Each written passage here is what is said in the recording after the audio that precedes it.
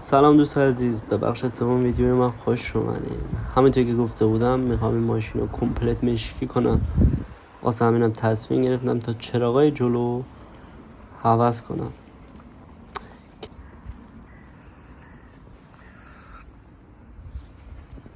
که این چراغای زیبا پیدا کردم و سفارش دادم، چون فقط یه چراغ کافی نبود. واسه همینم تصمیم گرفتم جلو پنجره هم سفارش دادم که این جلو پنجره های مشکی رو پیدا کردم و اینا رو هم سفارش دادم و رفتیم سراغ ماشین.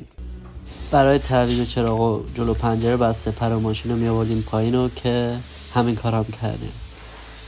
چون میخواستم ماشین کاملا مشکی معلوم بشه، یه جفت رینگ لاستیک مشکی هم براش گرفتم که بریم نتیجه کار رو با هم ببینیم. اینم از نتیجه کارمون. نظرتون چطور شد؟